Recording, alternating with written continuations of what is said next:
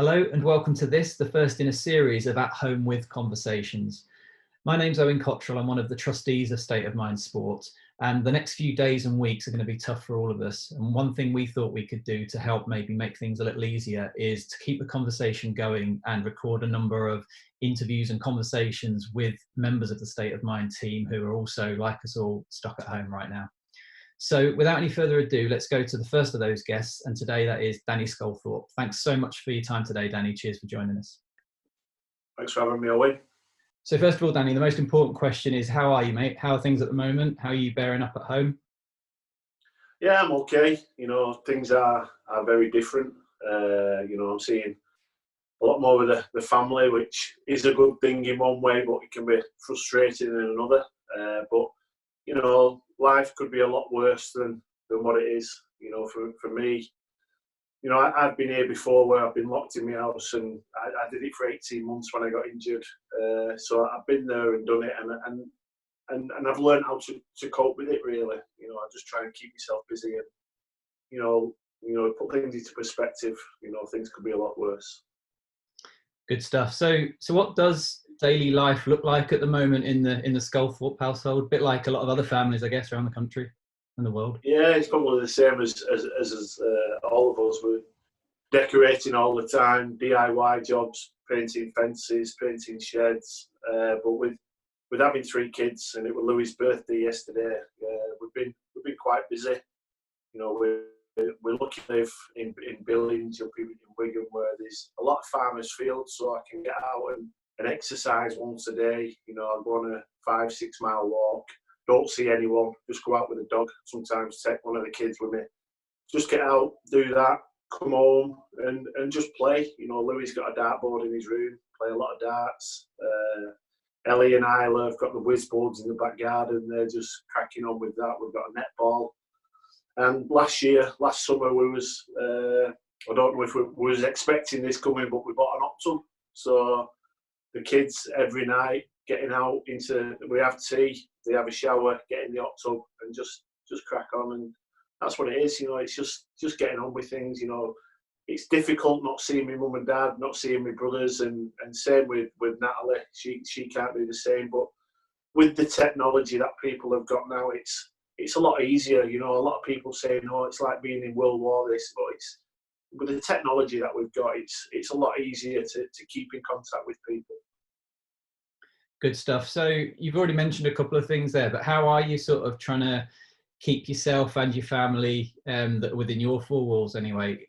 How are you trying to keep active and kind of mentally and physically fit, I guess? Well, physically and mentally, you're both exactly the same. We know that within State of Mind that exercise is a massive part of obviously your physical health, but massively for your mental health as well. So me and Louis every morning will go out, we'll do a 45-minute session on the grass in the back garden. We'll train we'll train as hard as we can.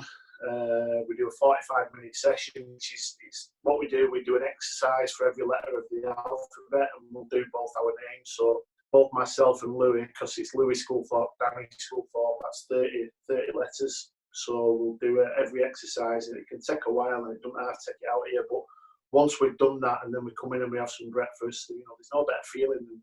I've always known, exercise for me when I was struggling was a massive antidepressant, and I know that I need to do that every morning to get myself going. So if I just come home, if I just get up and I sit down on the couch and I start watching telly, I start watching the news too much, and I start looking at all the negative stuff with a cup of coffee in my hand, I won't feel right all day. I know that I need to do that exercise to get them endorphins going in my brain, so I feel good all day. Then we'll have our dinner, we'll mess around for a bit, whether it's a game of darts or we're playing on the whiz boards in the garden. And then after dinner, we'll take the dog out. We've got a little Maltese cross Shih Tzu, and we just take him up onto the farmers' fields and just tire him out.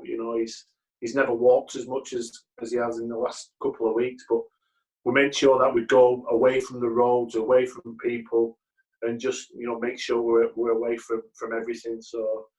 And we don't stop on park benches. We don't sit around in the sun. We just get it done and get home, lock ourselves in, and then look forward to the next day. You mentioned the need to sort of almost check how much news you're exposing yourself to. I think a lot of people are feeling that at the moment, that actually it can be quite addictive, and it can be quite damaging to sort of just be on that constant cycle of news, whether it's through mainstream media or social media. How are you coping with that and controlling that? Yeah, to be honest, I've had a couple, not fallouts, but a couple of words with Nat. Nat likes to watch it, and I've told her, listen, I can't cope with this news being on all the time. It makes me pretty sad watching it all the time, looking, because the news it's all about the negatives, all about the people catching it, all about the people dying from it. When none of the positives come out of it, how many people have had it and survived, and as a race, we need to look at positives a lot more. So regarding the news, I'll watch it when they do the press conferences at 5 p.m. I'll watch that. I'll do 15, 20 minutes watching that, and then I'll switch it off again. Regarding social media, I'm only on Twitter. I don't have Facebook or Instagram or anything like that. So I'm only on Twitter, and I'm getting, it's just all positives. You know, there's a lot of things going round about mental health. We're getting 10 of your friends to retweet it, put a picture of themselves, and there's all different challenges within rugby league. You know, you've got Wagger doing all these gym stuff in the garden with his kids. You know, there's Dean Windass going out for walks and runs, an ex-footballer, and then there's Mark Crossley, who's just set up his own Walking's Brilliant stuff, and things like that are just amazing to look at. And it just gets them people who are sat there in front of the telly all the time watching the negative stuff, just to, if they was to see that, it can just turn things around, and if people start doing it, it can have a massive impact on the way that they're feeling. You mentioned there a couple of things that other people from the rugby league community are doing. How have you generally felt that the rugby league family has responded to this outbreak, this pandemic? Rugby league. You know, we stick together. We always have done. It's been great. You know, you get all the players who are doing different videos just to keep them and the fans connected. They're doing all these challenges, throwing the rugby ball into the bins, you know, doing the weight sessions in the garden. You know, rugby league is an amazing sport with amazing people involved, and you know, it's all good, all good. Good stuff. So let's talk a little bit about State of Mind now, if that's all right. For those that are perhaps watching this that don't know generally what the charity does and what you guys on the presenting team do, tell us a little bit, Danny, about what you ordinarily do for the charity, what you would probably be doing today or this week if we weren't under this lockdown. Yeah, no problem. Yeah, it's a mental health and wellbeing charity, State of Mind. It started off in rugby league after the death of my teammate, but also one of my best friends in Terry Newton. You know, Terry unfortunately got banned from the sport and couldn't cope. He ended up taking his own life in 2010, 2011. And it was really, really, really sad. You know, two guys from the NHS wrote letters into the local paper. There was a meeting. There was Ernie Benbow, Malcolm Ray, and Dr. Phil Cooper. And we've just been out since, just trying to break down that stigma. You know, I believe personally, and I know a lot of people at State of Mind believe, that it is the stigma that's killing men. You know, the depression, the anxiety, the stress is not what's killing men. What's killing men is that people think you're going to burden someone by speaking. It's stopping them from coming forward. But really, if a man can come forward and seek help, and then it's a strength, it's definitely not a weakness. So normally, you know, regarding a week, you know, we're 3, 4, in fact, sometimes 5 days a week, we'll be out to schools, colleges, universities, rugby clubs, football teams. Most of our work now is done in construction. A lot of real alpha male type businesses where many particular think they can't speak about how they're feeling, which I think is a load of rubbish. Because like I've said, if a guy can do that and open up and admit he's struggling and seek help, then I believe he's a bigger man than if he doesn't. So we just go out, you know, we'll go everywhere. We'll go all over the country. We'll go from Scotland to London, down to Taunton. Anywhere where anybody wants us, we will go. You know, there's no boundaries, because what we know is that mental health, just like the coronavirus, when you see with Boris Johnson, mental health and coronavirus are exactly the same, where there is no boundaries. It doesn't matter who you are, what job you've got, how much money you've got. It can affect every single one of us. But regarding mental health, you've got to be able to open up, and you've got to be able to speak about how you're feeling. And during this tough time when we're in lockdown and you can't see your family members, you can't see your friends, it's really important that you use the technology that you've got and you speak to someone. Or if you know that someone is struggling, you know that someone is usually isolating and spending a lot of time on their own, just give them a ring, give them a text, because that could be massive for that person who's struggling. It really can. And you never know, it might just save a life. Amazing stuff. So obviously, as with a lot of people, the outbreak has put paid to the usual day job with State of Mind at the moment, Danny. But what sort of things on behalf of the charity, and just generally, because obviously you believe so personally in positive mental well-being and resilience messaging, what are you finding you can do from home, really? Obviously, this today being one of them. Well, obviously this video, but you know, if anybody, whether it's on Twitter, whether it's anyone who's got my phone number, they can always speak to me. You know, I've got all the time in the world now. You know, I'm always here for anyone who's struggling. Now, I'm not a clinician. All I can tell you is what I did when I struggled. I get a lot of people, and I've always had a lot of people contacting me saying, "I need your help. Do you do one-on-one services?" I'm not a clinician. I'm not a counsellor. I'm level 2 counsellor, but I'm not a qualified counsellor yet. But I just give people advice on what I did. And what I did was, eventually, I spoke to my wife and I spoke to my mum and dad about how I was feeling, and that was the start of my recovery.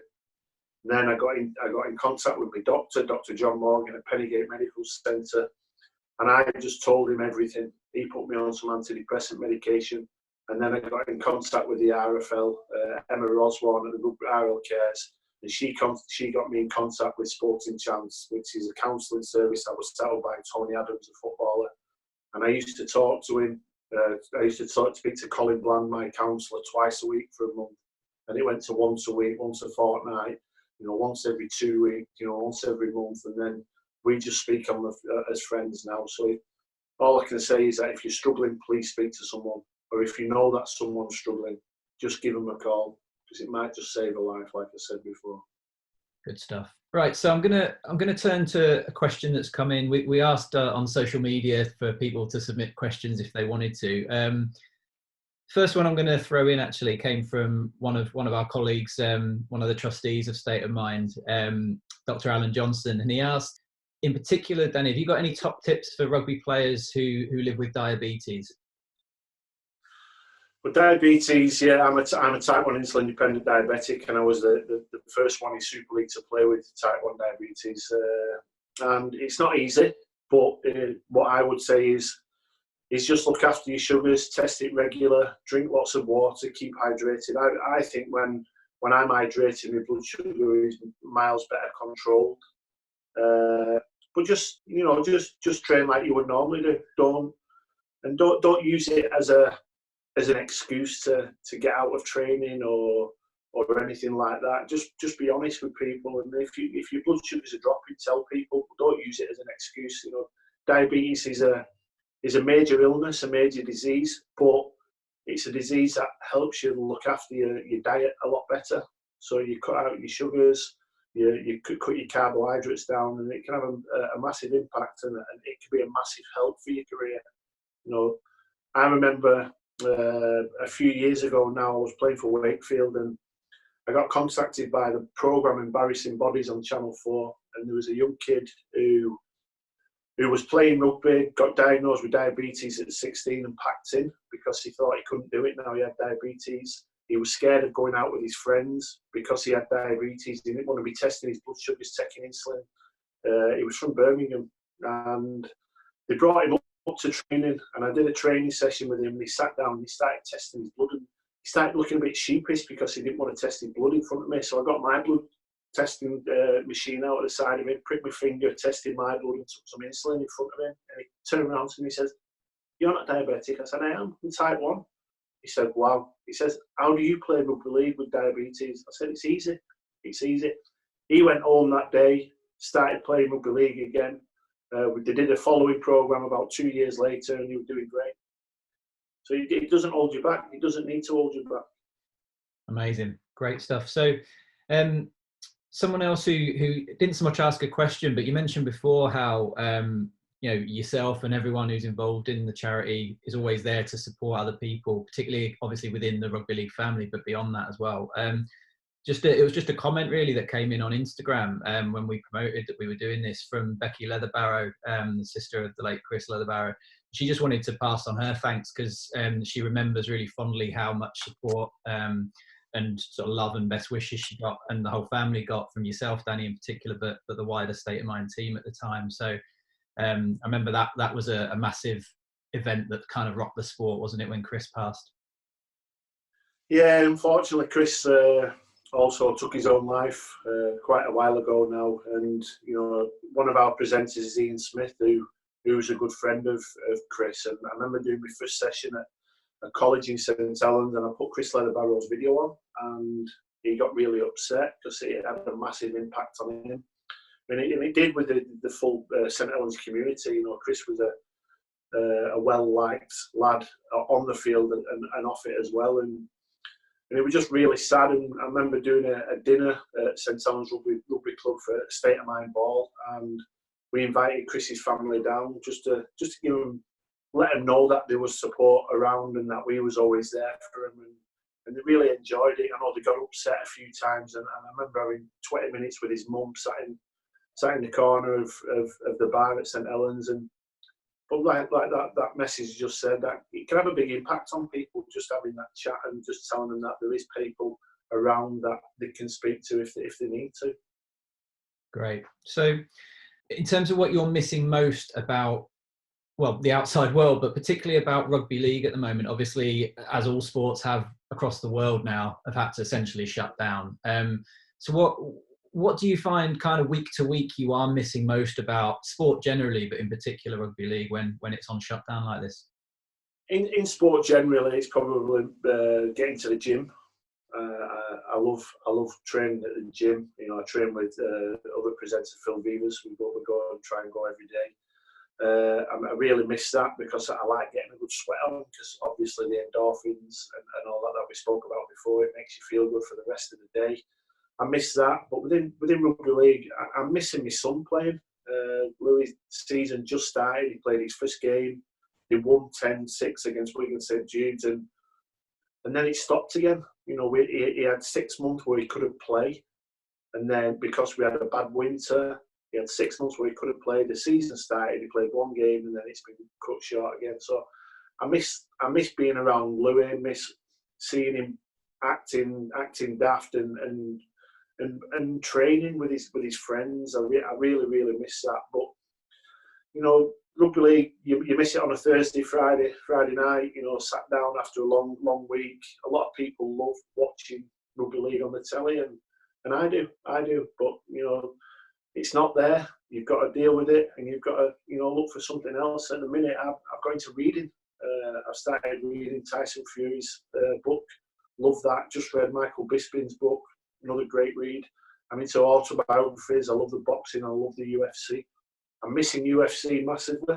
I'm a massive UFC fan, and hopefully later on, well, mid-April, there's going to be a UFC on from an island that Dana White bought, just so they can fight in a cage with no fans. So I'm really looking forward to that. But yeah, I do miss my sport. My wife goes mad that I've always got Sky Sports News on, because I watch that from morning till night. I love Sky Sports News and just looking at different things, different sports. I miss that. I'm missing the darts and stuff. So but it will come back. I'm a positive guy now. My glass is always half full, never half empty. And I know for a fact that I will be back in the pub with my brothers, with my friends, with my family, watching sport on the TV, and it won't be that long away.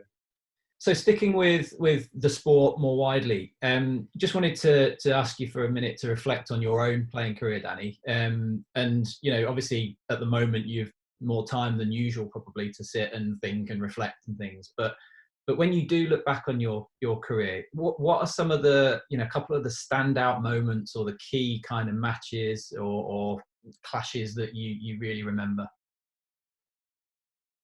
Yeah, I was lucky enough that I played at a decent level. You know, I started off in the Championship at Rochdale Hornets after being thrown away from Leeds, and I got rejected after signing for both them clubs, costing me diabetes. I put on a lot of weight, and I got a job with my eldest brother in a sheet metal shop.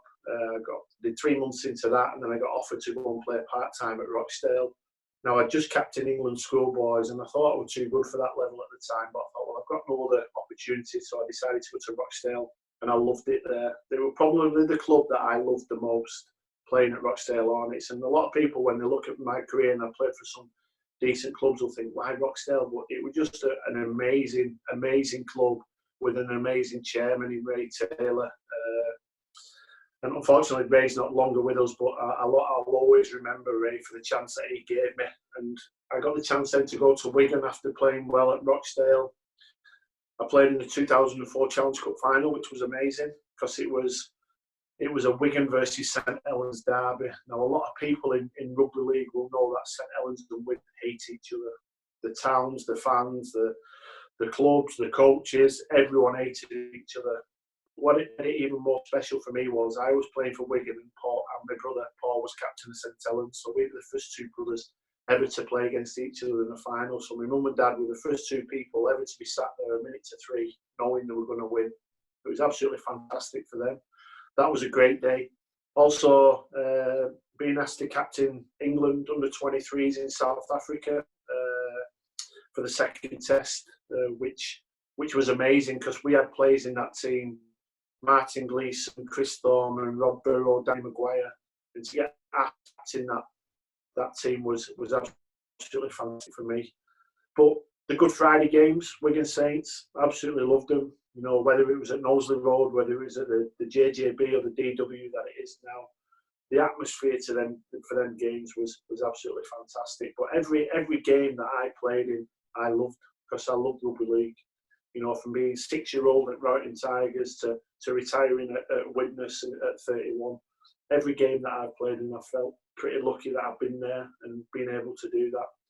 You know, so even though I think I could have had a better career, I thank people for the help that they give me, and I'm just thankful for everything that I've been able to do regarding my rugby career. Okay, awesome. Just turning to a question or two from social media, sticking with your career as well. So Carl Jackman on Twitter, Danny asked, he asked a couple of things, but he said, who was your toughest, dirtiest, fastest, and most all-round talented opponent? Some of those might be the same player, who knows? But yeah, toughest, dirtiest? Barry McDermott. All right, yeah. Yeah. A lot of people will probably say him as a dirty player. Yeah, he could give it you. Toughest, Kieran Cunningham. You know, when he ran at you or you ran at him, you know you've just run into a brick wall. Fastest, I'd say Rob Burrow. You know, when you're tired on the field and he's getting out from dummy half and dancing around you, it was horrible. All-round talented player. There's a few, you know, you look at Andrew Farrell, could do everything, absolute machine. You look at Al Paul, absolutely unbelievable player. But the best that I ever played, well, there's a few that I played with. Adrian Lamb was a freak, absolutely unbelievable. But I think the best of them all was Brett Hodgson, the fullback at Huddersfield. Played at Huddersfield on loan for nearly a season, and he was just ace. Whatever ball you give him, he'd turn it the next pass into a good one. He'd put people through, he'd put people over the line, he'd put kicks in, kick goals. Anything you wanted from a rugby league player, he was awesome. Great. Alan Johnson, our colleague at State of Mind, asked, who was the best coach you ever played under and why? The best coach I played under was Nathan Brown, the Huddersfield coach. He just had great man management. You know, you knew what you needed to do in training and in the game. And if you didn't do it, he would tell you. He was one of them people that you listened when he spoke. But he was also a great bloke off the field as well. And I was one of them who, if I could have the crack with a coach, I would play my hardest and my heart out for him. And that's what I did with Nathan Brown. That's what I did with Stuart Raper. And that's what I did with Terry Matteson at Castleford. them three were absolutely fantastic blokes, and I just thank them for everything they did for me. You talked earlier about having to deal with, during your career, having to deal with periods of layoff and isolation through injury. You're currently obviously helping your lad kind of deal with not being able to play the sport he loves. What would you say the current crop of players at certainly at elite level are currently going through in terms of the lockdown and not being able to participate in the sport? Yeah, speak to a few of them. Still in contact with quite a few of the lads, and it's tough for them, but they're all in it together. That's the thing with, like we said about rugby league, everyone's in it together.